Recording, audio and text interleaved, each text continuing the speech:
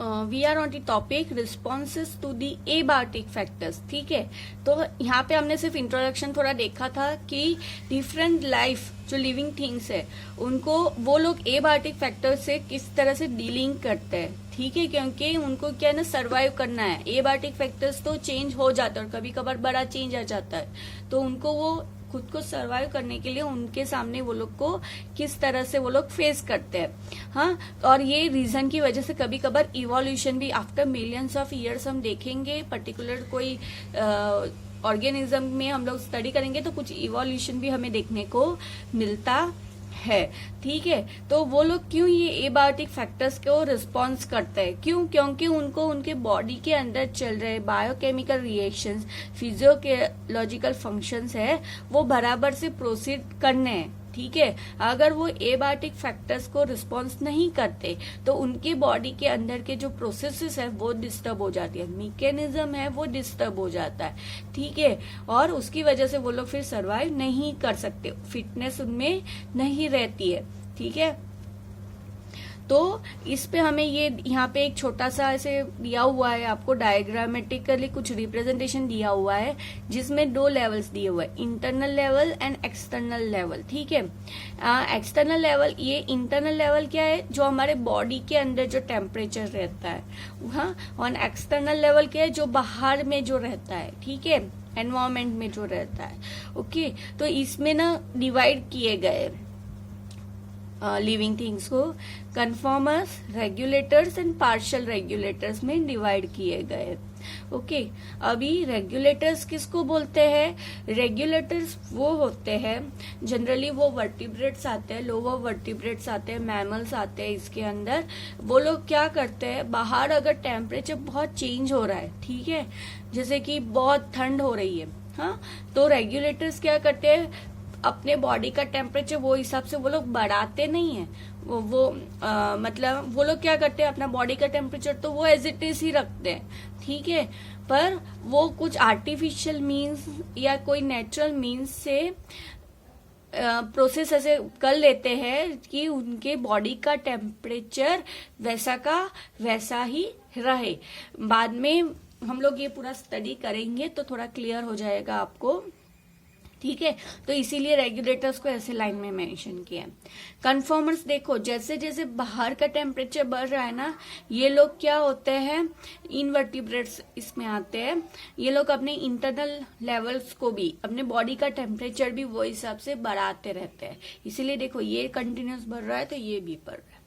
Partial regulators जो होते हैं वो क्या करते हैं, कुछ टाइम तक तो वो जैसे एक्सटर्नल लेवल बढ़ रहा है तो उनका इंटरनल लेवल भी बढ़ेगा। ठीक है, फिर वो लोग कांस्टेंट हो जाते हैं, फिर नहीं बढ़ेगा। देखो स्ट्रेट लाइन चल रही है ना, वैसा। ठीक है, तो इसको पार्शियल रेगुलेटर्स बोलते हैं। ठीक है, तो अभी हम लोग स्टडी करेंगे। पहले तो क्या होता है यहाँ पे, ये लोग ऐसा क्यों करते हैं? फॉर एग्जाम्पल देखो यहाँ पे दिया हुआ है, could be in terms of optimal temperature and osmotic concentration of body fluid ideally then the organism should try to maintain the constancy of इस इंटरनल एनवायरमेंट, जिसको हम होम्योस्थेसिस बोलते हैं। ठीक है, तो ये होम्योस्थेसिस का मतलब क्या होता है कि जो लोग कैपेबल है, बाहर का टेम्परेचर इंक्रीज हो रहा है, ठीक है, पर वो लोग अपने बॉडी का टेम्परेचर बनाए रखते हैं, इनसाइड द बॉडी टेम्परेचर, जैसे कि अंदर उनकी जो प्रोसेस चलनी है, बॉडी की जो ये सब बायोलॉजिकल है, फिजियोलॉजिकल जो फंक्शनिंग्स करने हैं, ठीक है, वो अगर 25 डिग्री सेल्सियस पे हो रहे और बाहर बहुत ज्यादा टेम्परेचर है, हाँ, तो ये लोग क्या करेंगे, बाहर भले टेम्परेचर है, वो लोग अपने अंदर का टेम्परेचर बनाए रखते हैं। ठीक है, तो ये एक प्रोसेस है।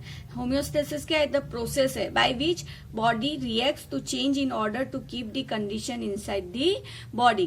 कैसे रिएक्ट करते हैं? फॉर एग्जांपल मैं बता देती हूँ कि बाहर बहुत गर्मी है, ठीक है, बहुत गर्मी है, तो क्या होगा, हमारे बॉडी में से वो स्वेटिंग स्टार्ट हो जाता है ना, बहुत गर्मी होती है बाहर तो स्वेटिंग स्टार्ट हो जाता है। स्वेटिंग क्यों स्टार्ट होता है कि सारी जो हीट है वो निकल कर हमें कूलिंग इफेक्ट मिले। ठीक है, कूलिंग इफेक्ट मिले, इसीलिए हमारे बॉडी का टेम्परेचर बना रहता है। आर्टिफिशियल की बात करें तो क्या होता है, अगर बाहर बहुत गर्मी है तो हम जाके एसी के पास बैठ जाते, कूलर के पास बैठ जाते, ठीक है, तो क्या होगा कि हमें इतनी गर्मी नहीं लगेगी और टेम्परेचर बना रहेगा। तो ये है, ठीक है, जिससे वो लोग बना लेते हैं अपने बॉडी का टेम्परेचर, तो उसको होम्योस्टेसिस बोलते हैं। Despite the varying and external environmental condition that tends to upset is homeostasis। भले ही एनवायरमेंटल टेम्परेचर जितना भी वेरी करे वो लोग अपना टेम्परेचर बनाए रखते हैं, बाय आर्टिफिशियल मीन्स और by the natural means. Okay, यहाँ पे suppose a person is able to perform his और her best when the temperature is 25 degree and wishes to maintain it so on even when it is the very hot और a very cold outside.